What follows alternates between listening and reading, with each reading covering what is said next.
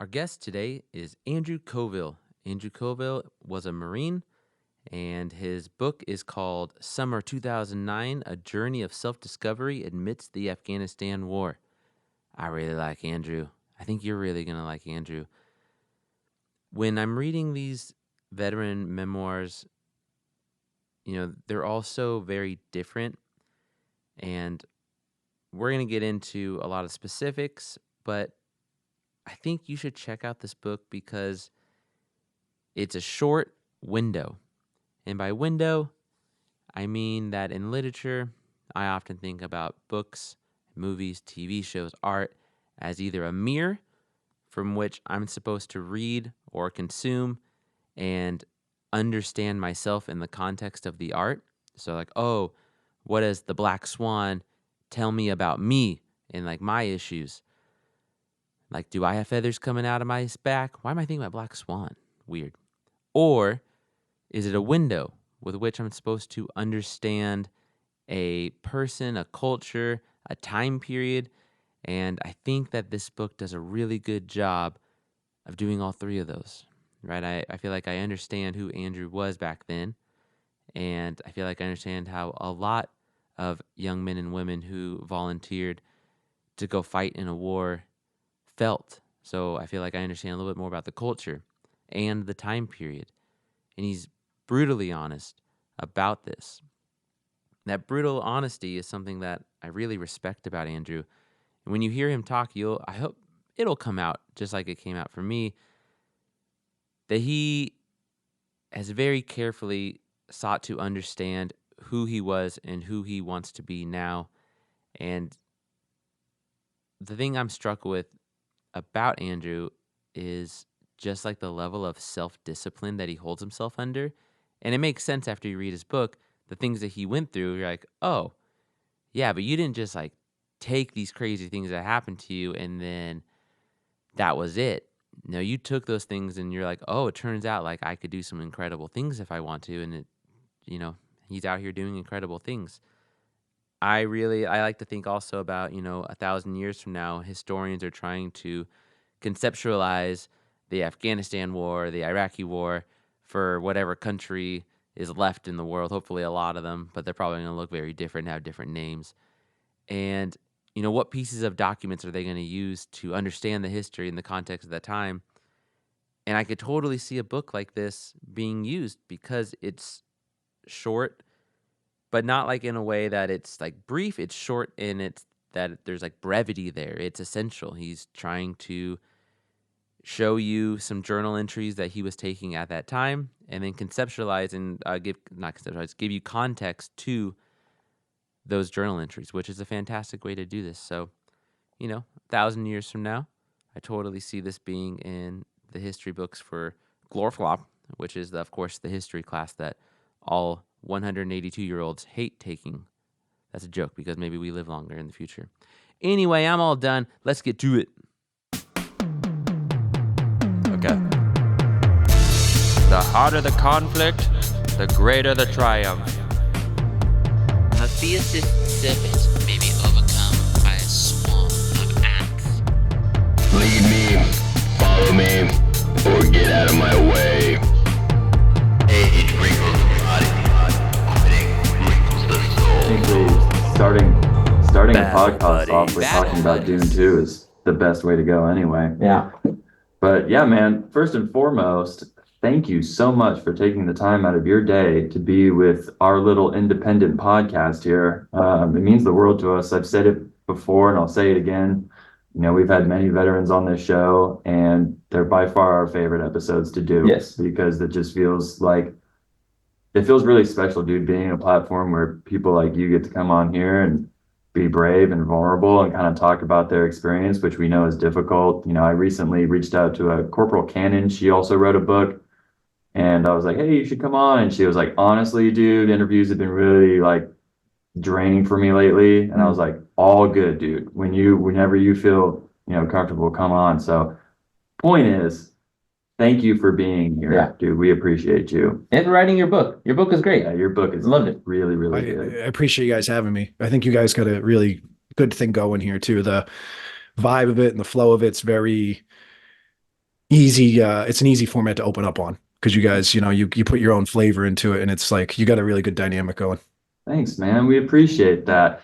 With your permission, of course, we would like to dedicate this episode to your friend Nick back here. After reading the book, we obviously kind of got to see how much he was a part of your life and has influenced your life and your art. So if with your permission, we'd like to dedicate this episode to him. Can you pronounce his last name for me? It's Greek. Yeah. And it's Xaros. Xaros. Yeah. Yaros. We didn't even practice. Usually when we have hard names, we like practice to each other and kind of like, nope, we're gonna wait for this one. Yeah, didn't even try. Yeah, when I was in the police academy with his brother Alex, they nobody could pronounce his name, so they just give him nicknames that sounded like it. Yep. But yeah, it's Xaros. Xaros. Okay. Xaros. Nick, this episode's for you, buddy, and your family. Ladies and gentlemen, welcome to an episode of Battle Buddies, where we have a very special veteran here. We're a podcast called Battle Buddies from Solano County, and we have Andrew Coville here, who is an author, and he was a part of Operation Khanjar, which is an Arabic word meaning strike of the sword in Afghanistan in 2009. Thanks for being here, bro. Do you want to kind of just introduce yourself and kind of talk about, why you joined the Marine Corps, what your job was, and kind of what inspired you to write a book? Yeah, absolutely. So I live on Cape Cod, Massachusetts, which is about an hour and a half outside of Boston. I graduated from high school in 2006, and I knew since I was a little kid that I wanted to do something in the military. It was really the only thing I was gravitating towards my whole life. But once you get to that age, you're in high school and it becomes like a reality and recruiters start calling your house and stuff. That's when the wheels really got put in motion for it. And I was going to join the Army originally, but then through a series of events that I talk about in the book, a Marine recruiter basically like intercepted me at the recruiting offices and was like, "Hey, why don't you just quit being a pussy and join the Marines instead?" Yeah, that part was great. So I was like, "All right, sold." Yeah. And that was in probably 2004. My friend Nick Xaros and I, who you guys mentioned the book is dedicated to, joined the delayed entry program, which is, for anyone who doesn't know, that it's basically when you sign up to be in the military, but you're not old enough to yet, so your parents have to sign for you.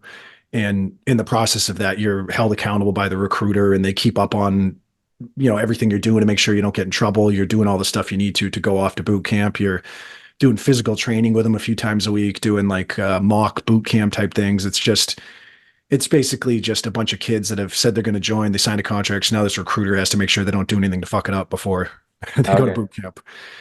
So we did that. We signed up for what was called the buddy program, which, in hindsight, I don't even know if that's a real thing, to be honest with you. I feel like the recruiters might have just said that to you to make you more comfortable. Yeah. But the idea behind it is that you sign up with a friend. In this case, it was Nick. And you go to boot camp together, you graduate boot camp at the same time, then you go on to your specialized MOS training together. And then you potentially can be kind of with each other the whole time you're in the Marines. But once you know how the Marine Corps operates, it's really not right. The likelihood of that happening is kind of slim, but it's hard to say. But so anyway, we went in with that program in 2006, June 19th, 2006 is when we left for boot camp. And we get to boot camp, and within probably a week, I don't know, maybe a week into it, maybe 2 weeks, when you're doing the processing and the intake, you're not actually in your training battalion or your platoon yet. It came out that the recruiter hadn't disclosed properly the fact that Nick had a bee allergy, which is a disqualifier to be in the military, apparently. So they pulled him from the intake platoon and put him in a medical holding platoon. And then I continued on with training. So I didn't know where he was going or what, but all I knew is that we were no longer going to be in the same platoon. And this whole buddy program was a wash. First week in there. Yeah. So I go on with boot camp. He goes on. I have no idea what he's doing because he got switched out of the whole battalion and training cycle I was in and all that. And as I was going through boot camp, I started having nagging pains in my hip. I thought it was just like a pulled groin. And, Spencer, you don't want to go to sick call in boot camp, because as soon as you do, one, you're labeled as someone who's going to sick call. And if it's something serious enough, you're going to get dropped from your platoon and potentially have to start the entire training cycle over, which is just an absolute nightmare at that point in your life. You're counting down the minutes till you can get out of that place. So I just ignored it, limped around.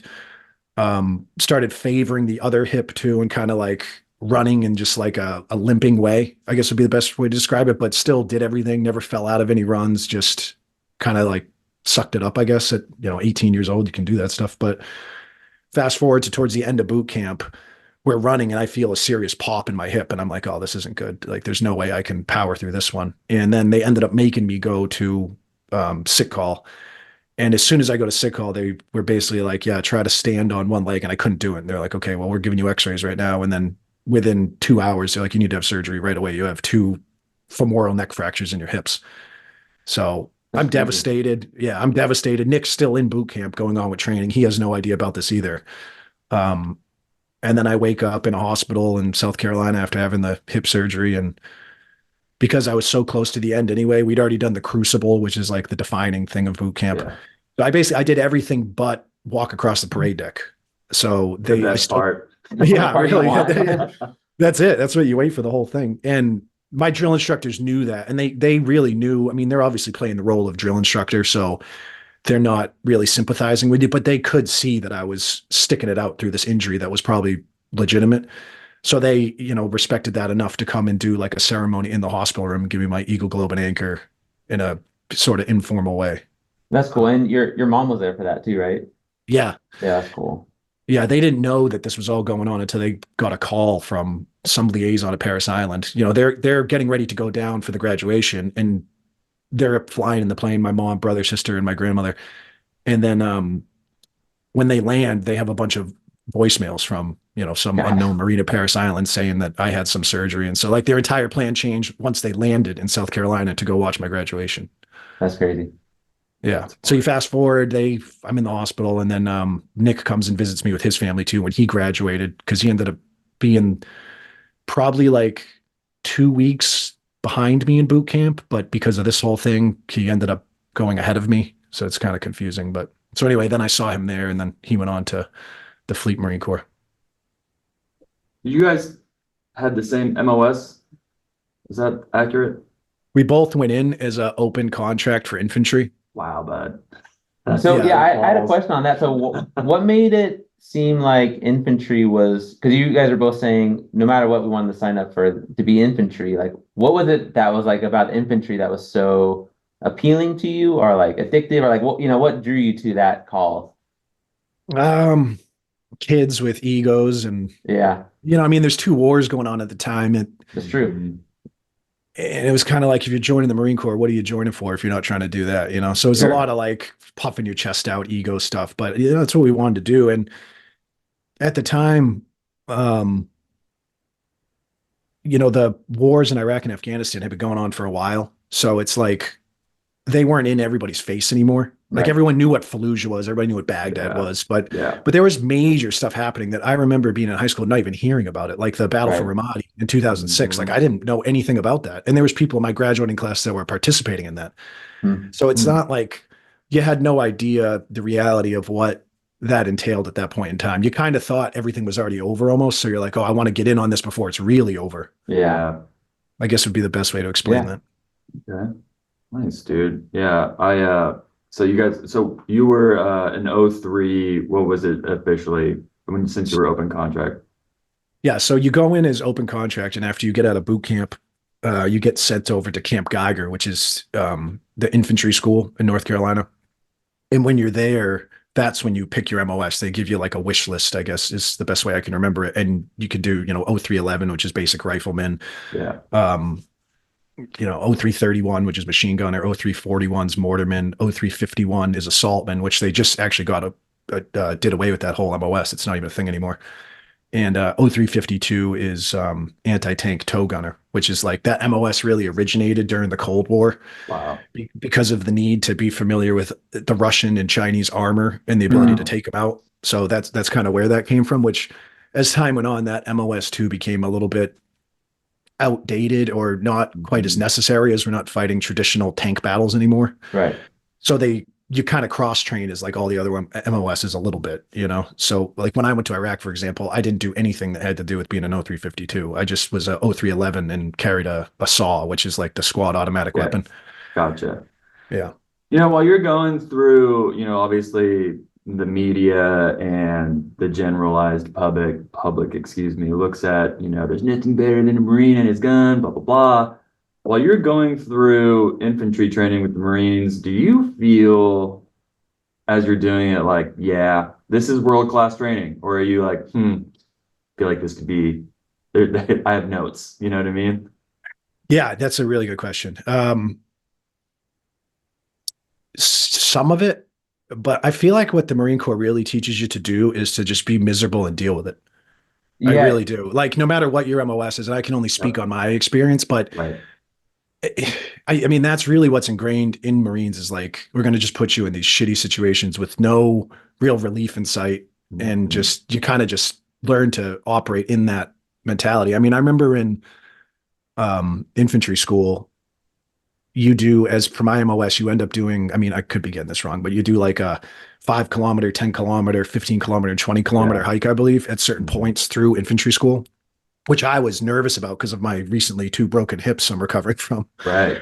So that was a fear of mine. But I remember distinctly doing the 20 kilometer one, and we're carrying all the elements of a tow system, which is the it's what you shoot a missile out of, basically, to like take tanks out of. It's a Okay. big has a big fiberglass tube. Missile goes in there, and then there's like a sight system and a tripod for it, I guess is the best way to explain that. And when you're in that training, your whole platoon has to carry the system. Each one has to carry a part of it. So you kind of like split it up, like, oh, I'll carry this for 10 minutes and switch it to that guy. So no one's carrying it the whole time. But I distinctly remember being on that 20 kilometer hike and carrying the tripod and just being like, fuck my life. Like, this is Yeah. terrible. Yep. It was freezing cold.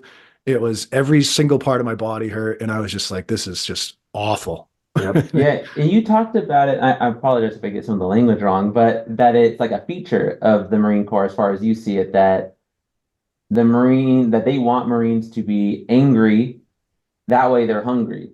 Like you want them chomping at the bits because that's what your role was. Like, is that accurate first? Like, is that kind of still how you see like the Marine Corps? Like you're saying like you should be angry that way when it's time to go, like it's time to go and you're already kind of upset and ready to go. Yeah, for sure. That culture just, it has to operate that way. It has to, Okay. because otherwise it's like, what are we doing all this training for? You Right. know, Sure. I couldn't imagine being in the Marine Corps now in peacetime. I mean, I guess you could call it peacetime. There's two major wars going on right Yeah. now, but it's by all standards peacetime for the United States. Sure. 100%. And to be just continuously training for something that's not even on the horizon, because when I was in, it was just like deployment, come back, deployment, come back, deployment, come back. Yeah. And that was, Right. there was people that I knew that did like 6, 7 deployments. I did two, but Right. so, Yeah, and you volunteered for that second one. well, it was, I wouldn't necessarily say I volunteered, but I got picked to go out of, the rest of the battalion. They just Yeah. shuffled things around after Iraq and then kind of like reorganized to get, a functioning company as quickly as possible to go. Right. Got it. Yeah. But yeah, Yeah, I mean, I- this Marines, that culture is just, there's a lot of things that are just done to mess with you all the time. Like you Yeah. feel like you're always on the chopping block. Like every single day, it's, oh, you hear Staff Sergeant so and so's pissed off about this. Stand by to stand by, Yeah. and then it's just Yeah. like Yeah. you got to always have a pit in your stomach. You never feel Mhm. comfortable. At least I didn't anyway. I was always Yeah. nervous about something. I think that's kind of the whole point of the book Jarhead is they trained and trained and trained and then went over there and masturbated and waited to not kill something. Like that was the whole point Yeah. of the book. Yeah. All right, man. I kind of want to get into some quotes of your book and kind of go down that realm if that's okay with you. Absolutely. I really, first and foremost, if you're listening to this, there's going to be a link in our notes to get this book, and I highly recommend it. I could see in the future middle schoolers and high schoolers being this being like required reading reading when this is like long behind us. That's genuinely how I feel about this book. So, dude, That's how you used to read in middle school. I'm weeding. I'm reading. I One of appreciate the that a lot. things, absolutely, dude. One of the things that I really enjoy about this book is kind of a little peek into a young man's mind. I like the idea that the United States pushes out these young, brave, and oftentimes stupid men, right? And I think that as I reflect on my experience in the Marine Corps, a lot of it was really, really me being dumb. You know what I mean? So I thought it was interesting. You wrote in the book, you know, I never had any real conversation with Nick about the suicide bomber because that wasn't how young Marines did things. Marines didn't sit around and talk about traumatic experiences in a vulnerable way. We just drank and had fun. While we talk about so instead of sitting around and talking about traumatic experiences, we just drank and had fun while pretending that we were completely unfazed by anything and everything. And I love this, dude. I think it really shows that how we as Americans send kids to war. I think it's awesome, dude. I think that that's an interesting perspective that, you know, Marines put on a tough face when we wait to deal with our trauma way after we're out of the military. Do you kind of want to talk about that, man? Like how that kind of affected you as a kid, and then like, you know, you definitely go into the book about how you drank a lot of your pain and Yeah. kind of how you're dealing with that to this day as an older man. Yeah. I mean, that is the way it was. And that's unfortunately the way it kind of, I don't want to say has to be, but I think the way it always will be too in that environment. Because if you think too much about some of the stuff that's going on, then you start questioning things, and then the whole system kind of collapses. Yeah. You know. So, but thinking back on it at 36 years old, the fact that I never had any conversation with my friend about that experience is pretty wild to me, considering how you know, open I am about these kind of things now. Yeah. But it makes total sense. I mean, it does. And it's the extent of talking about a deployment would just be getting drunk and just telling stories about it. And, Yep. you know, you'd see people that they cross that point of having one too many beers or whatever, then they start becoming an emotional wreck. And then they're Yes. just like, send him to bed for the night. Like it's never, Yep. it's never addressed in a productive way. No. And it really like, it's hard because in that environment, you don't want to get that label either that you're not effective for combat, or you're not effective, excuse me, you're not effective for training, or you're a weak link or something like that. It's a tough thing to balance. And there's really, I don't know of a way to do it other than maybe, I'm not really sure, but it's different now because people aren't deploying repeatedly. But Right. you'd think back then when there was 20 years of this going on, they'd have some system of decompression for some of these guys. But at the same time, even if there was a system of decompression, guys would just go in and lie. That's right. They would just say, I'm fine. Like, "Yeah, this doesn't faze me at all." So Yep. it's really, you know, I don't know enough about it to say that the military doesn't try to do that, because I've had nothing but good experiences with the VA since I've been out. Same. And I do trust in that system very much so. And, Mhm. but when you're in active duty, it's different, you know, it Yeah. really is. And I don't know what the solution is beyond people hopefully learning from others who went through it before them. Yeah. Yeah. Yeah, it's interesting. They kind of touch on that a little bit in the new series Masters of the Air. Like after, you know, a bunch of air missions, they'll send them out to a house, like to an estate in England, and be like, cool, now wear civilian clothes, drink and play poker, and you can order a blowjob if you need one. Like it's just, Yeah. you know, it's interesting. And now, my brother was in the Navy, and those guys get to port every couple of weeks. And, Marines do not necessarily have that experience when we're overseas in Afghanistan. It's like maybe we'll get a couple nips of Jack Daniels as you write in the book, and you get to look up at the stars and have a moment of reprieve. But it's just interesting to see this is a little window into a young man's brain of how he's dealing with trauma, dealing with pain. It's really, really, really, really fascinating, dude, to look I at. think the reality of it too, that a lot of people either, especially in America, don't have the stomach to face, is that is just part of war. And like, we're a nation that when we go to war, it's always a clandestine, faraway thing. We don't have a Ukraine going on our own soil, or Israel or whatever. So our stomach for these things is very light. Yeah. And people have a hard time understanding that if you're going to go to war and that involves killing people and, you know, going to these other countries and doing these things, with that has to come young men and women who are willing to do it. And also there's no clean way to do it. Right. That's right. No matter what you're talking about killing, you can go, you know, look at these conflicts in the sense of massive military operations and air wings and artillery units and all these things.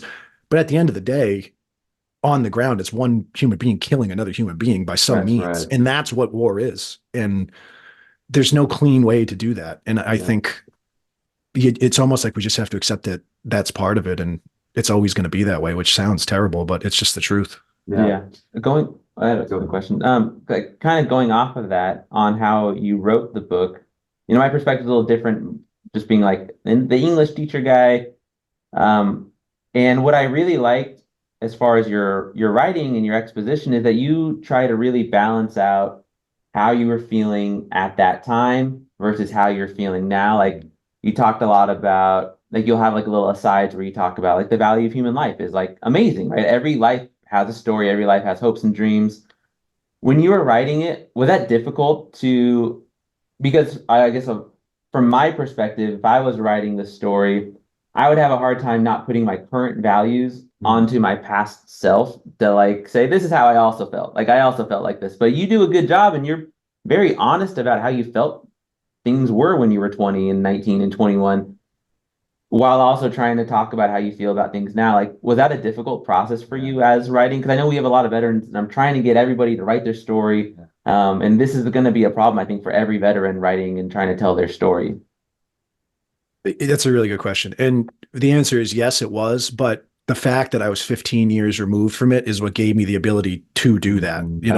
I looked at that journal as like a portal to that time. Like these are the thoughts I was having, the feelings. So that's the person I was.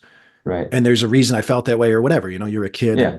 So now my lens to interpret that is as a 36-year-old who's 15 years removed from it. Yeah. So it's like, I wanted to make sure that the way I was at the time was very raw and true. It wasn't like there was not a single part of that I wanted to like clean up, so to speak. Yep. Because then what's the point of doing it at all? Because you could tell that story a lot of different ways, and you could say, oh, me and my friend, we went to boot camp together, then we went to Iraq, then we went to Afghanistan, we kicked ass, he got killed, but we killed way more of them, and now we got out, and you could tell it a completely different way. But then what's the point? Yeah. You know what I mean? There's one, that's not true. And two, people resonate with vulnerability and they resonate with something that's depth and the human experience. Because at the end of the day, with writing this book, I wasn't trying to write a war story. I was trying to write a story of the human experience of these events. And this was just my human experience. And that's all I was trying to accomplish was that, which is why I don't go too much in, or I try not to go too much into military stuff, so that someone who wasn't in isn't just lost in it. Right. It's like, you did a really good job at that, which is exactly why I was saying that I feel like it could be read in school, because like you said, it's a human experience and you do a good job at not pushing people out. Like you even talk about it. I'm going to get ahead of myself here, but you talk about it where there's moments where you definitely feel like you experience certain things and other people wouldn't know how you felt. But that's just depression 101. I mean, everyone has that experience. Like, you don't know what I've been through because blah, blah, blah. And that's just depression. So you did a really good job at expressing that. All right. I have another question. So there's a moment here where you talk about your mission statement a little bit here, where you say it was decided that Charlie Company and the headquarters element would seize the castle and use it as a forward operating outpost, then hold it until Delta Company arrived to reinforce us and take over the castle so we could continue pushing south toward the Pakistan border. This sounded like an excellent idea, and it was at the time, because you could view the entire battle area. But the problem was that the castle was also an excellent target for indirect mortar and rocket fire from the Taliban hiding in the area. Now, looking back, and having 20/20 vision, what would you have done differently if you were pulling the strings as a general or commander of the battle space? I don't think anything. And part of the problem is to find where the enemy and the Taliban are, we got to kind of bait them into doing something. So to be at that castle and then they shoot IDF, it's like, okay, well, we know we can react far more effectively than they can engage. So I'm assuming the mentality was like, yeah, we're making ourselves a target, but please do, please shoot at us because we're gonna come back with a lot more than you have to offer. And I think that was probably part of the thinking behind it. Strategically, the way that area was laid out, and it's so hard to remember really going that far back beyond just kind of like the basic layout of it, but that whole castle was the center of Khan Nation. So if you didn't have that, it'd be hard to have an effective outpost beyond being just like totally outside the city or sit town, whatever you want to call it. So to be immersed in that and be like in the population, you'd really have to be there. There's nowhere else that you could have set up. Yeah. Do you know by any chance how far are you from the Pakistan border? Not that far. Really? Less than 50 miles, I bet. Okay. Yeah. It didn't take, once you cross the Helmand River, it's called the fish hook. That's like the southernmost part of the Helmand River because it looks like a fish hook. Right. Once you go over that, there's the only thing on the other side is Pakistan after probably 50 kilometers, I would say at most. But I mean, I don't know if that's exact, but it's close. I know that because we were creeping towards it all the time.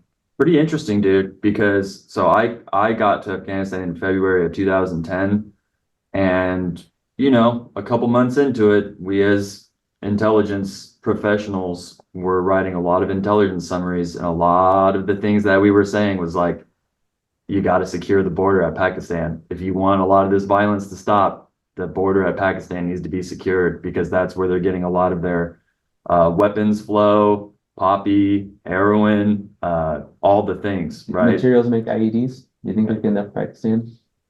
That's a good question. I'm sure. Yeah. Well, because this is like me as, non-combat person, but my wife and I were listening to some Dan Carlin on our last road trip, and it was the Apache raids, like the America's trying to stop the Apaches and all the issues that came with that. But it's interesting because it was very similar to the readings I was doing of you that were talking about IEDs and the ambushing techniques because we had overwhelming force compared to them. And like, this is happening, this is right next to the Mexican-American War. This is the same thing. And the Apaches are doing the same thing that was going on in your story where, they would jump the Mexican border into America to get away from Mexican officials. And then they would try to get away from American officials by jumping the border in Mexico. Same thing happened in Vietnam, right? We're having like ambush techniques in Nha Trang, and then they go over to their next border that would allow them to be free, and then we couldn't follow them. And the same thing's happening here. It's weird, like that's still one of the most viable strategies, like an invisible line to ambush and then run and hide behind. Yeah, I feel like with hindsight being 2020, when you look at the army, they were all north, like towards Kandahar and Kabul and all that, and us Marines were in the south. And considering where Osama bin Laden was, which was in Pakistan, and where all the weapons and drugs were going through, I feel like there's a lot more justification if you look back in your deployment on the fact that you were in Southern Helmand, personally. I mean, I'm probably biased, but it just makes sense to me. Like, oh, we were actually closer to the Hitler of our time. Yeah, the guy we were trying to get. Yeah. Yeah, and you want to talk about two totally different wars too, between the North and the South. I mean, I couldn't even imagine being in those mountains like that. I mean, that's a whole different ball game. We were vehicle mounted so often because you have vast areas of desert you're covering, and you're in the vehicles and you get out and do your thing, but you're not humping around in a mountain with a pack on your back, getting ambushed. I mean, I couldn't even imagine, but people did it, and they did it for a long time. Yeah, that was my cousin was a ranger, and that was his life. They get dropped on a helicopter and then go into the mountains and mountain warfare. Crazy. Dude. Yeah, it's wild. Dude, so I'm about to read probably one of my favorite quotes from the book right now. You talk about killing, and you say some pretty beautiful shit here. You say, 15 years later, I still feel that the idea of killing was necessary, but I feel that the reasons for getting to that point in the first place are wrong. I feel that all wars are civil wars because we are all citizens of the same planet and members of the human race. I understand that violence and conflict will forever be a part of human nature, and if I had to put myself in a similar situation again to protect the ones I love, I would. But I believe that the value of human life should never be taken for granted. That is beautiful, bro. That is fucking amazing. You sounded like an astronaut, they go back and look at Earth and they're like, oh, we're all like one people. Like, this is all in one place. Yeah. I think that you did that's a fucking I highlighted that quote and made it visible to everyone on Goodreads. I think that shit is fucking beautiful, dude. I appreciate that a lot. I mean, I just think it's crazy that we all live on this planet floating through the infinite blackness of space, and we've made up these fake borders and fake laws and fake. I mean, most of the stuff is just made up, and yet, it's so ingrained in our nature to have conflict that we just can't figure it out, and it's always going to be that way, unfortunately. But it just seems unnecessary. And the more you travel, I've traveled a lot in the last 3-4 years, especially, and you see, how big, but also how small the world really is. And the fact that wars are even a thing anymore, you're just like, what are we doing here? It's crazy. And you look at what's going on in Ukraine right now, and it's beyond insane to me that It defies logic. That I can pick up my phone when I'm slightly bored and look at a video of a Russian soldier who's probably conscripted into the military, wants nothing to do with the whole thing, getting killed by a drone. And that's just like one of 100 videos I can scroll through. It's insanity. But it says a lot. I mean, it just says that that's the way things are always going to be. And we're just lucky we live in a country where we don't have to deal with that stuff on our own soil. Yeah. But I mean, as far as the idea of war and all that, there's always going to have to be someone who has to fight them. So to understand, to have, a thought like the quote you just said there, it takes hindsight and being far removed from that time in your life. You know what I mean? Obviously you're not thinking like that when you're that age or in that experience, but as you get older and as I experienced more life and I got further away from that. And especially when I don't have any kids, but when I started seeing my friends having kids, and I just was like, I couldn't imagine doing that stuff now, knowing what's at stake and, how beautiful of a thing life is and what's out there. It's sad, but it's, we're just lucky as a nation that we have an all volunteer military force that is willing to go, and that they take that pride in what has been built into America and the freedoms we stand for that have been severely taken for granted over time. And, I think it's gotten to a point where the smallest number of people have become the loudest, and it's planted the seed in people's minds that our military is not as effective as it used to be. And it's not what it was the previous generations. And I don't think that's true at all. I think if you went down to Camp Lejeune right now and you threw a rock in any direction, you'd find a infantry platoon that's chomping at the bit to go fucking fight somewhere and defend America and the people they love. So I think that, people have lost sight of how great of a country this is and the ideals that we stand for. And I really do. I totally agree. Yeah. Chills. I love that. Spencer and I have talked a lot about it. Also, like how we present. That's been my thing. Like with all the political discourse, like everyone's watching us right now. Like when I get that we're supposed to like all be fighting and like that the discourse is good, but like when push comes to shove, like we all got to stand like on the same side so that we show everybody like, yeah, we're just fighting for ourselves, but like we got this locked down. Like we're fine. Yeah. I think we do, but I don't like that we present as a people that like at the highest level, like we are not actually, we don't have this locked down anymore. Like, yes, we do. Like stop giving people ideas that like we don't have it locked in. Yeah. I completely agree with you. And I think it's just the best example to be would almost to say that America's just become bored. Like we don't have one single thing to focus on. So people are just making things to focus on. But if we had something that really happened that questioned the integrity or the, stability of our freedom, especially on or even close to our soil, I think all those people that have so much to say would just be pushed to the side, and they'd be like, all right, go sit in the corner while the adults figure this out. But it's really how I feel. And I'm not a political person at all. I'm not. I really believe in this country and I believe in what it stands for. And I think people have completely lost sight of what freedom is. I mean, the fact that you can even have all these platforms to slander the country all you want says more than you can't do that in Russia. You can't do that in China. That's right. Absolutely. Yeah, I think it was really interesting when and we're not going to get political here, but when the insurrection happened on January 6th, there were a lot of veterans who are in Congress currently. And, they, after the whole insurrection thing happened, they were like, yeah, it was really interesting. You have all these Republicans who are like, pro-gun, all this stuff. But once bullets started flying and violence started happening, they were cowering in a corner. Like, you want to talk big game, but once the shit actually hits the fan, your true self really comes out. Like who you are as an individual. And so it was interesting to hear veterans talk about that from that perspective. I had a side thing about your writing that I wanted actually both of you guys' opinions on it because this came up a couple of times in your diary. For listeners that haven't read the book yet, part of the book when he is deployed is written based on his journal entries, which he includes, and then we get commentary on it, which I really like that format.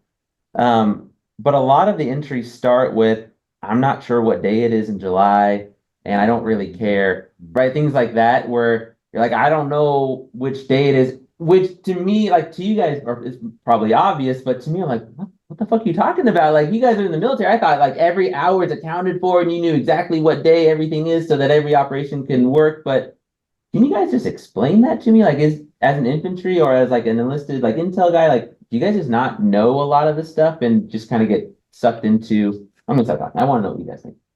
Well, I mean, when you're in that environment and you're operating at that pace, like you got to understand that once we actually left Camp Leatherneck, which is a massive base, it's the size of, it's probably bigger than the town I live in right now. It's huge. When the United States when the United States goes to these countries, they build huge bases. Like Right. you would be amazed at how much resources goes into this, and they make them as comfortable as they possibly can the longer they're there. I mean, when I was in Iraq, I remember being at Al Assad and there was Burger King, and Yep. Al Assad is like, but anyway, so when you're on Camp Leatherneck, it is quite regimented. Like, you know what day it is for the most part, and you Right. know, like you have a schedule. But once we left and did this push down south as part of this operation, you're just in it. You're sleeping on the ground. You're just doing what needs to be done that day. You're living off of, mildly hot water and cigarettes. Like, it's just, Right.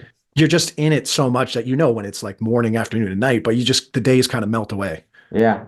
That's And interesting. That's not how I would have imagined it as like a modern army. I don't know why I have in my head, maybe I'm like the only one, but I just had in my head that like you guys have leadership colony like every minute. Like, okay, now by 11 o'clock, you guys have to be doing this on this day and that kind of thing. But sounds like you guys are you kind of, sort of do. You sort yeah. of do. I mean, there's still like order to it, but it's just the days don't really mean anything. Oh, You okay. know what I mean? It's like you're just doing stuff, and it's not like it's generally not like, all right, it's late in the day, we're gonna wind down, and it's just Right. stuff's happening and you're reacting to it, or you're planning things and orders are changing, and it's kind of like organized chaos in a way, I guess you could say, but it's you're also in the middle of the desert and you have no contact with the outside world. That's a Yeah, big part of it. that's true. That's Yeah. crazy.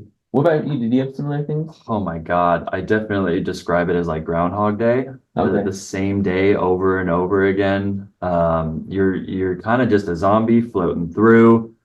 I remember, so my brother was also in the military. He went on 2 deployments on the Reagan in the Navy. And I remember calling him 3 months into my deployment. And I was like, oh my God, bro. Like, this is I can't believe I'm only 3 months in. Right. Like, it felt so long. You do so much aging. And there's also just a lot of white space, bro. Yeah. There's a lot of A going lot. outside and smoke. I would get taps on my back at like 1 in the morning, be like, a sergeant be like, want to go smoke a cigarette? And then you go smoke a cigarette, like lots of cigarettes, lots of downtime. You're not scrolling on your phone. Right. You're not scrolling on your computer. Everyone's trading external hard drives to watch One Tree Hill or whatever the fuck you're watching at the time. I went on a lot of convoys throughout the battle space, and I can absolutely relate with that. It's very, very, very soul sucking, and yeah, you don't know if it's Monday, Tuesday, or Wednesday because it doesn't fucking matter. Right. Like, it's not like every Wednesday we do X, Y, and Z. It's like every day is the same goddamn day. Right. So yeah, for sure. That's crazy. That's a good question. In most of those entries too, where I was alluding or saying that I didn't really know what day it was, Yeah. that was when we first got down there in early July, and the operational pace really was that crazy. And Yeah. we got there and there was like firefights happening, mortars being shot at us. Just there's a lot going on, and everything was new because we'd never been there and no one had ever been there. So it's not like we went to an already existing patrol base or a forward operating base. Like, everything that was happening, we were creating it as we did it. And every area we went to was new. So it was just, there was always something we had to establish. There wasn't any sort of, like once you're in a place for a little while, you have a patrol base or a forward operating base. You leave from there, you go out, you patrol, you do your thing, you come back, then someone else goes out, patrols, and there's some sort of rotation and normalcy to it. But for the first couple of weeks, we didn't have any of that. We would just go to places, do our thing at night, go out into the middle of the desert, set up in a circle of vehicles we call the coil, and then sleep with people on security, then just go do it again in a new place and repeat that process. Crazy. And most of us, well, I shouldn't say most of us, but a lot of us had never been shot at. We'd never been on the receiving end of mortar fire or rockets or anything like that. So the adrenaline of that too is like you just lose complete track of time and all that. I think it also goes to show that you're just a kid getting pretty numb and worrying about dying. You know, when you're worried about death, I think that what day and time it is kind of goes to the wayside. Sure. Yeah, a little bit. There's a certain element too to being on deployment that you don't want to know what day it is because like Spencer was saying, like time just drags. So you're like, it doesn't matter. I don't care. I don't want to know what day it is. Just, when we get to a month left and the people replacing us get here, then I'll start thinking about it. Cause it's too daunting to think about. If you start counting days when you first get there, you're good luck to you. Yeah, that would be bad. Okay. So it's like when I would shift work and I hated it, and they would be like, how long can I go before I look at the clock? There you go. Yeah, that's a very that good was a example. game we would play. Like, yeah. I got 2 hours this time. Yeah. No, that's a good example. Can you talk a little bit about because I want to talk about a couple things, but the vehicle that you were in and kind of just like how that worked, like the mechanics of it. Was that an 8-track? What was that? It's a LAV anti-tank variant. So it has 6 wheels and it's just like a light tank basically. Most of them have a 25 millimeter cannon on top. That's what they're called, LAV 25s. And those things are just nasty. They can do anything. They have high explosive rounds, armor piercing rounds. I don't even know how far the sights go, but miles out, you can shoot things and get a 10-digit grid. They're wild. Those things are probably one of the most effective vehicles in modern combat, in my opinion. I think 25 millimeters is that's pretty big. Oh yeah. Those things, they do some damage, but because casually says 25 millimeters. Well, because I don't, I shot guns a lot as a kid and stuff, and I was like reading, and I was like, okay, 25 millimeters, and like sat there and I pulled out my tape measure, and I was like, Jesus Christ, like that's it's a bullet that's like the size of your forearm. I mean, maybe not that big, but it's pretty big. It's pretty big. But because I was a tow gunner, my version of those LAV 25s had a 2 tow missiles on a turret on top of it. So like if you see in the picture in the book, you can see something sticking up, kind of looks like a T almost. Inside of that is 2 tow missiles, which are those tube launch optically tracked wire guided missiles. So in that turret is the gunner, and my vehicle's name was Chad Williams, who I talk about in the book. Yep. He has a sight that's really just a pretty simple looking crosshair. And when he fires, it fires 1 missile at a time. When he fires a missile, it comes out of that tube that's sticking up in that turret, and there's a wire behind it that tracks it. And he's controlling where it goes by the sight. That's why it's called tube launch optically tracked wire guided. Yeah. So wherever he points that sight, the missile is going to move to. Whoa. So if you're tracking a vehicle, like say there's an enemy tank or something, and it's moving, you're guiding it with that sight until it hits it. Mm-hmm. But in our case, the Taliban didn't have tanks or any vehicles. Right. So we would use them. The only time we shot them was to at buildings or walls that surrounded stationary things. Yeah. That's crazy. So yeah, and they're old. They're from like the 70s. That technology hasn't really been updated much. It probably has now, but the only time we shot one the whole deployment was in that firefight I talk about in the book on July 6th. Yes, that's what. And Willie took out this building, which was, I mean, at the time we were like, "Fuck yeah, this is awesome." Yeah. But then he shot a second one, and the second one just it didn't ignite. It just was a dud. It just came out and went like 20 feet. So now we have a live missile sitting like 100 yards from us. You could have the technicians come out and blow it up and everything. So, and then inside that vehicle, you have me who's in the vehicle commander spot. So I'm like sticking halfway out of it pretty much at all times. And then the driver who's right below where I am. So like his back is to where my legs are in a very tiny compartment that I certainly couldn't fit into. I'm 6'3". So, and then in the back, you have the loader for the tow missiles. Right. That turret collapses. They load them in, it goes back up. Oh, but the loader in the back, his name was Ben Cook. He would double as like a scout. So he had a saw rifle too, a squad automatic weapon.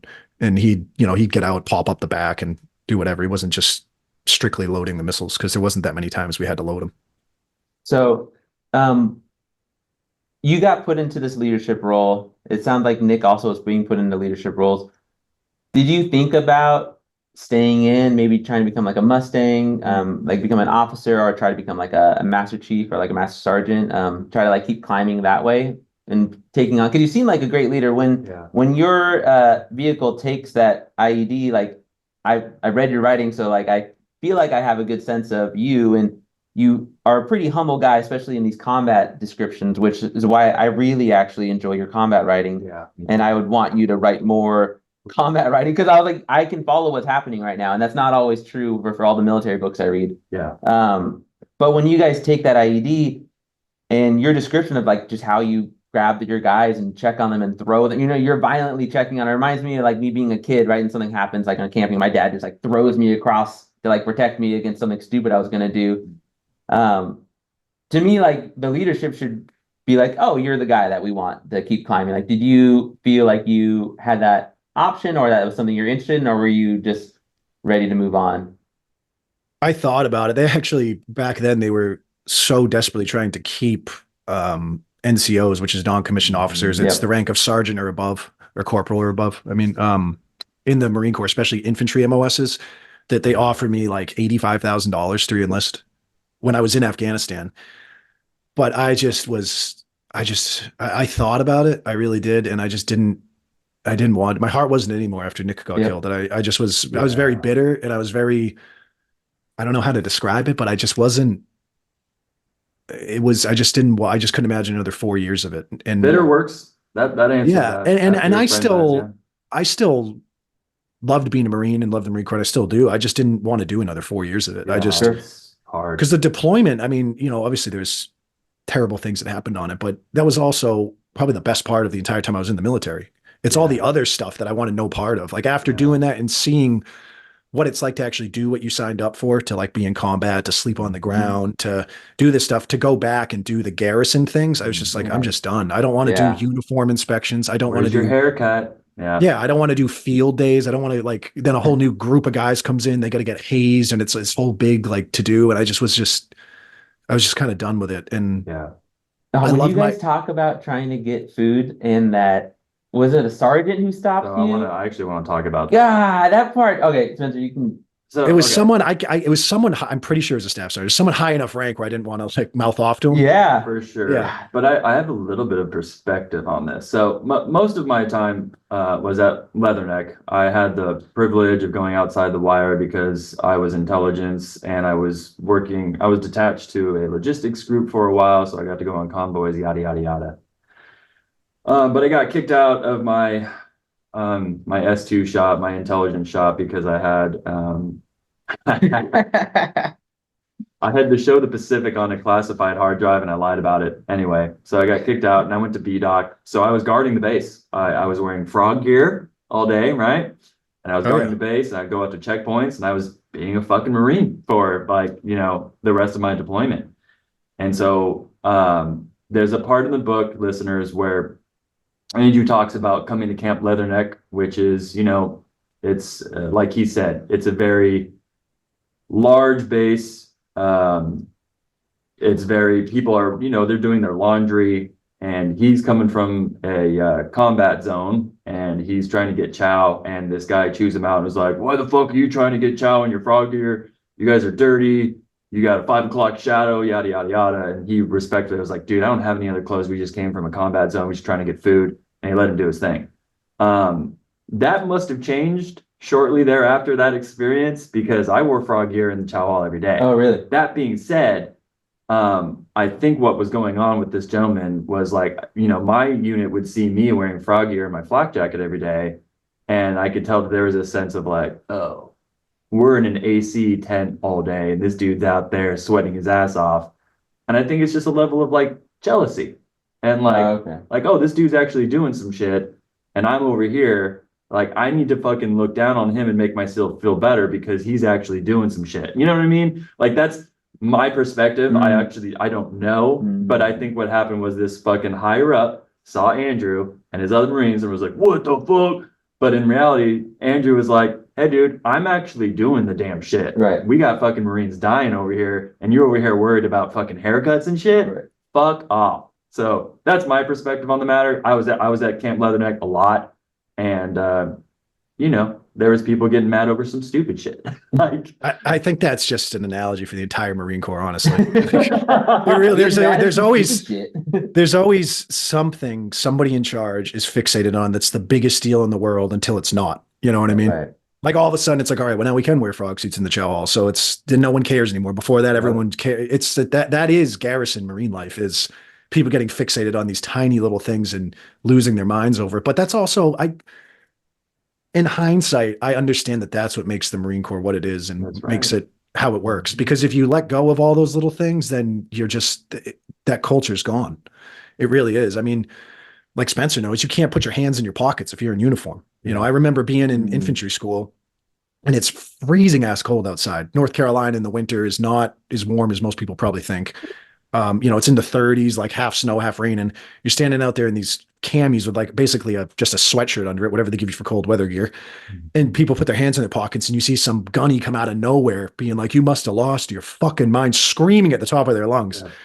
And it's like, but that's what makes the Marine Corps. It really Yeah. is that stuff. And Yeah. you don't realize it until you're out, but Whoa, because that's a scene in A Few Good Men. Oh yeah, When he he's puts his supposed to hand in his salute pockets. Tom That's a Cruise, big and he deal. puts his hands in his pockets. and he Mad agrees. disrespect, bro. That's a huge form of disrespect. I'm gonna That's the watch whole that scene thing. differently. Yeah, you can't yeah, walk the Marine around. Corps, it's always been that way. Or you know, there's Yeah. all sorts of little things, especially on campus. You're like, you can't walk on grass. You can't, it's Yeah. just, you can't smoke a cigarette while you're walking. There's all these things people have no idea about that are the fabric of the Marine Corps, though. They really are. You can't hold anything in your right hand as you walk around in case you have to salute. Like just little Whoa. little fucking things. There's enough layers to everything to where you could just get your ass chewed out for something at all times. Correct. Right. It's a pretty paranoid place to be. One thing I wanted to say, especially since I have the perspective of being deployed, in the book, a big focal point of the story is that Andrew's friend dies Yes. and has to leave deployment to go back home and go to the funeral. So what I'm about to say is no disrespect at all, but the laziness of my part, like if my friend died, I don't think getting overseas, getting deployed is such a long and arduous, shitty process that in the middle of my deployment, they're like, hey, do you want to go back and then come back again? I'd be like, I don't think I can do it. Yeah. Like, I just don't think I'm just too lazy. Like, Right. it's just so much shit that you have to go through. It's such a long and arduous process. So I just want listeners to know that in the book, when he leaves, he makes the choice to go back home and then come back in the middle of a deployment is one of the most, that in itself sounds more traumatic than almost dying itself. Like that sounds so long. Like I just can't even begin to explain how awful that sounds, bro. Like the fact that you did that. Good on you for doing it, bro. You are a brave and solid man for doing that for your friend and your family. I could not have done it. I couldn't have done it. Oh, okay. Yeah. So good for you, bro. Like, Yeah, I mean, and that whole aspect of that experience, that really is the story. yeah, Right. 100%. That is the story. Is that, you know? And it took me a long time to figure out. John Yeah. Kerry Mhm. freaking made it happen for you with the Department of Defense. The story is wild. It escalates Crazy. like way every time I turn the page. Like, are you talking about the Department of Defense right now? Like, what are you talking about right now? Like, this is crazy. Yeah, it was wild, and it was such a blur, the whole thing, that it took me a lot of years to kind of like reflect back on that whole part of it. I bet. It really did. I mean, I would say like 10 years, really, because it was just when I left to do that was in late July. It was the whole month of July was combat and operations and setting up all this stuff. So it was like the deployment was July, really, for the most Right. part. Like for most of that entire Marine Expeditionary Brigade, July was the month where like we set shit up. We got bases established. That's where a lot of the casualties that happened across the entire Helmand were in that month of July, because that was when we pretty much went down there and we're like, hey, we're here to stay. And then the Taliban fought with us as much as they could, but then once they realized they weren't going to stand a chance, they just resorted to burying IEDs, and the firefights kind of dwindled down because Right. they just knew there was no point.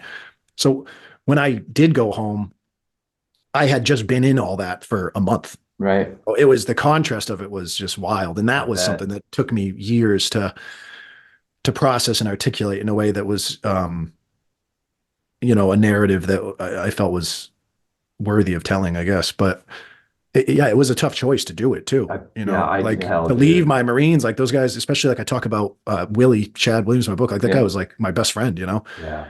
And the only reason I did it was because my battalion commander, Lieutenant Colonel Groton, told me, he was like, listen, I understand what you're saying. Like, I'd feel the same way, but I promise you, we're going to go into an operational stand down for like 10 days to refit our vehicles. We just had this whole month of fighting. He's like, you're not going to miss anything. And I believe him. He was telling the truth. Yeah. So I thought about it. I was like, all right. He's like, okay, good, because there's going to be a helicopter here tomorrow morning. So I was like, I guess I'll pack a bag. Yeah. Yeah. And yeah, it was a very, very difficult decision to make. Yeah.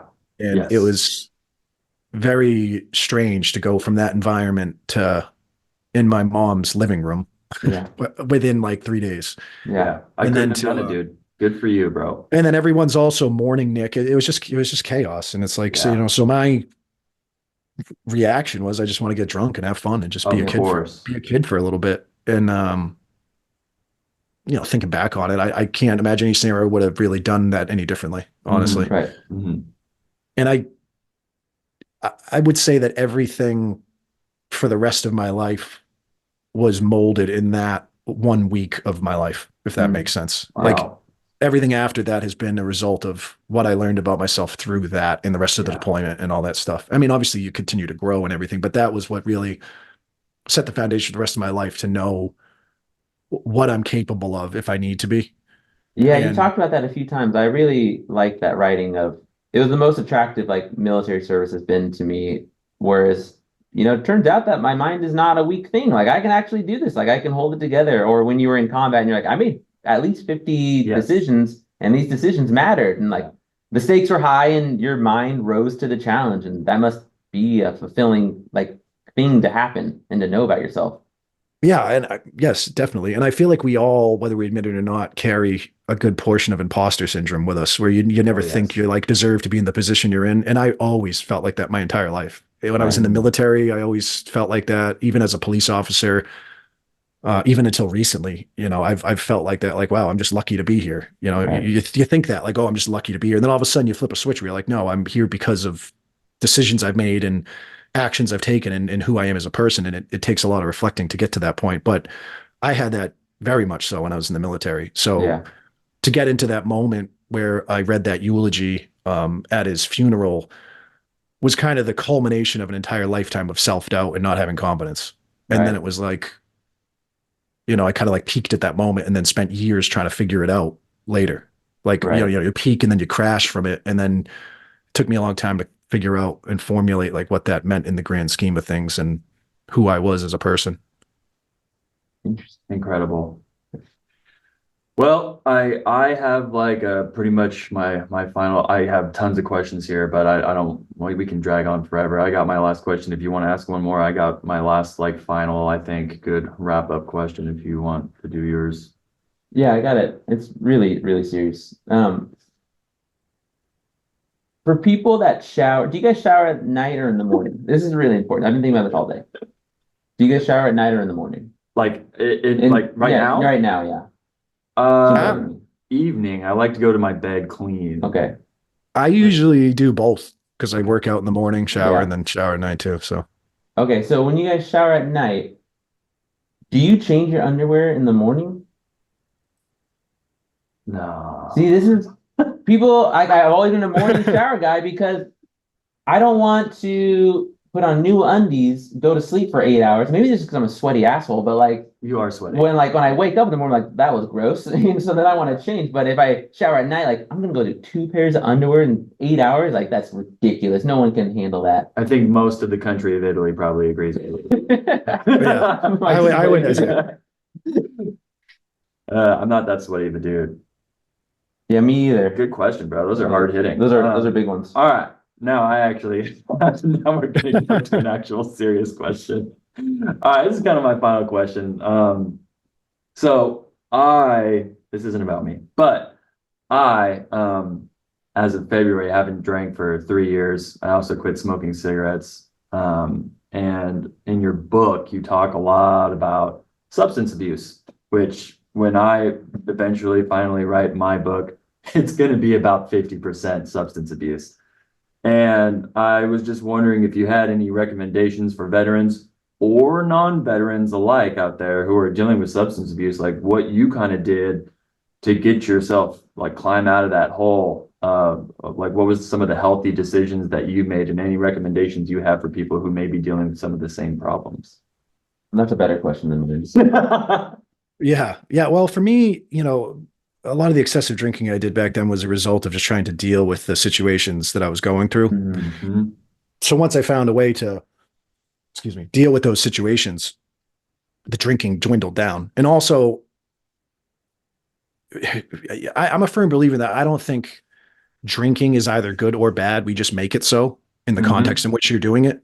Like I really believe the context in which you do anything, and especially drinking, is huge. Like, are you drinking this beer because you like a nice craft IPA and you're with your friends enjoying a day, or are you drinking it because you simply can't get through the day without having Right. something to take the edge off? Right. And you got to figure out what that balance is and have the self-awareness that if you're drinking too much or whatever, to pull it back too and look at it. Because, let's face it, drinking is such a fabric of our society Oh, socially. yes. Right. Oh. It's huge, huge. And it's like, I just know for me, the feeling of being in shape and going to the gym and like writing a book and doing all these things is more valuable to me than the feeling of being drunk. So for me, like, I still like to drink, but I don't drink enough to where I'm going to be hungover. Like, I'm still Yeah. getting up at 6 a.m., going to the gym, like Yeah. doing my thing. There's a time and a place for me where I'll let loose and probably like, drink too much or whatever, but I'm aware of it, Yeah. like I pick and choose what's worth it to do that. I'm not just like, I feel like I've gotten past the age of drinking in itself being the activity. You Yeah, know what I right. mean? Like, oh, let's just get together, get drunk. Like, Yeah. I have no interest in that anymore. Yeah. And I'm at an age too where you start seeing the people that the drinking problems start showing themselves. Like the guy who's just a fun party guy, all of a sudden it's like, well, it's not that fun anymore. Yeah. Or you're seeing them visibly like sloppy drunk when everyone else is kind of just chilling, and it's like, yeah, well, this has just become sad. So when you start seeing that stuff around you too, you really try to have a handle on it and keep an eye out for those things. And but as far as advice for anybody, it's just self-awareness. That's really it. Just an inventory on yourself and what you're doing. And it's a constant work in progress. And, alcohol is a very dangerous thing. It's a very accepted thing socially, so people don't really put the same stigma on it. I mean, it's crazy. You can't you can't even smoke marijuana as a police officer still in a lot of states. But I can, drink a 12 pack a night as long as I show up to work. It's Correct. wild. Yep. But Yeah. hopefully that changes at some point. But I agree. and I think it comes down to keeping an eye on your friends and the people close to you. You know what I mean? You Mhm. see people calling them out on their bullshit sometimes, Yes, sir. and recognizing when something's not fun anymore, it's a problem. I mean, I can, with all the stuff with the Marines, for years after Nick was killed, all the guys from 2nd Battalion, 8th Marines, who most of them I met through Nick and that connection after the fact, and other friends of Nick's and all this stuff, we get together every year. And we do what's called Big Nick's Motorcycle Ride. We do it as close as we can to July 23rd for, the memorial of when he was killed. And we've done it every summer since 2010 was the first one. And in the beginning of it, we're all young. We're 23, 24. So we're just getting blind, stinking drunk. Like it's just a party. You know what I mean? Everyone's getting just fucked up to the point where it's just what you're doing. Right. And then the second year, we're doing that too. And then the third year, we're doing it. And then the fourth year. And then all of a sudden, it's like, you start noticing who's like really having a problem, Yeah. where it's not fun anymore. Like this guy's drinking a whole bottle of Jack Daniels and he's not even functioning. We can't even go out to dinner because he's so drunk by 2 p.m. Right. And then another year goes by and you start seeing it. And then I started seeing something really powerful in a shift where like other people's lives either imploded because of the drinking and not dealing with stuff, or they actually started dealing with the things they needed to. And it just started, the drinking became less and less and less. And then it just became like, hey, we're just drinking like some nice craft beers and hanging out and going and playing around to golf and going to the beach and like doing normal stuff. And that took a long time. I mean, I'd say 10 years before I started seeing that arc happen. Yeah. And it's, drinking is just, especially in the military, it's what you do. You get drunk and people go get in fist fights, whatever you do, crazy shit. And it's just, but I know I'm going off on a bit of a tangent here, but it's one of those things that just needs constant monitoring and constant evaluation of the context in which you're doing it. Right. And also having the courage to make the decision that I can't do this at all. Like you said, Spencer, like you don't drink anymore. You just recognize like, hey, the rest of my life is not worth the negatives that this brings along with it. So I'm just eliminating it. See you later. Yeah. Bye. Like that takes a lot of balls, you know, and that takes a lot of honesty with yourself too. And a lot of self-reflection and just doing work, being willing to grow, being understanding that at a certain point in life, you know, you are the problem. Like you can't blame other things around you. Right. You start making a list of what's causing all these issues and you narrow it down to it's just you. So it's either you're going to change or you're going to start really hurting people and losing things you care about. And that comes with age and, you know, help. We all get help from somebody.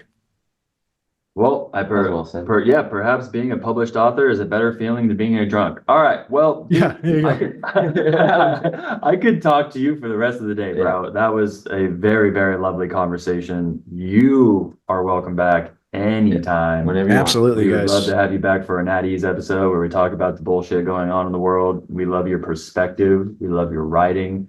Thank you, dude, for writing this. It was cool to like just get a window open into your experience. Very, very powerful stuff. And it'll be indelible in my life till the day I die. So I appreciate this, dude. And I really appreciate that. yeah, lot. dude, absolutely. Go, if you're listening to this, go grab his book. The link is in our show notes. So click on that thing and grab his book. It's wonderful. You'll be supporting a veteran and you'll be supporting veteran literature, which we like to do here at Battle Buddies.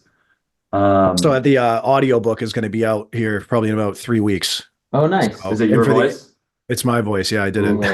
That's going to be a So sweet the little company vibe. is producing it and editing it now. And I added a whole new chapter. Oh, nice. Cool. I know that covers a lot of the stuff we just talked about, like getting help when you need it and recognizing these Oh, things. Dude, Cool. good. That's Yeah. awesome, And then I dude. also, it also is going to feature a recorded interview I did kind of like a podcast style with my friend Dom Davila, who was the gunner on the top of Nick's Humvee. So he survived the IED blast, lost a leg from the below the knee. His leg was amputated.